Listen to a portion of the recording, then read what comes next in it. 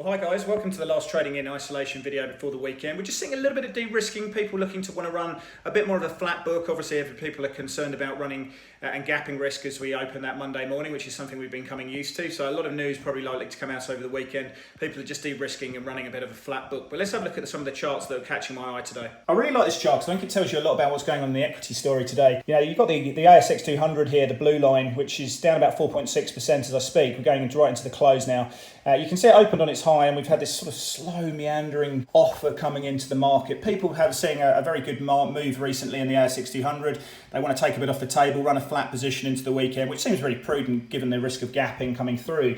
The Nikkei opens a little bit higher after the lunch break, and we're sort of just grinding a little bit lower into the close there as well. The market's up, but certainly well off the highs of the day. Have a look at what's happening in the S&P futures, the purple line. It's after the reset, we saw sellers kick in, and of course that's really come in line with what we've been seeing in the Nikkei. We traded sideways. We're pretty much at the lows of the day at the moment, down about 1.9%. Actually, if you have a look at S&P futures, you can see after this 36% move down, that we've come back to test this 38.2% retracement level. Volumes going through the market in Asia have been absolutely horrific, as they were in Europe as well. So while we've had this big rally of late, the volumes haven't been particularly inspiring. I would like to have seen more.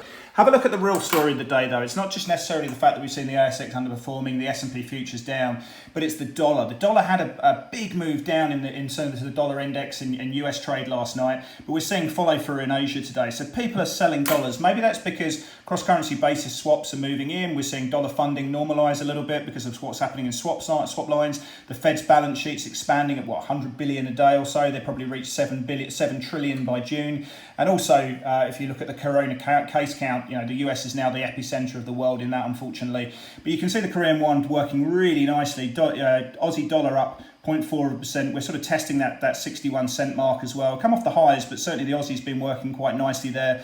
We're up against all currencies there except Mexican peso, which you can see is down 1.1%. So just running that flat position into the weekend, you can see that the market is obviously de-risking there as well. So do look at your positions, do look at your exposures, and we wish you all the best of luck.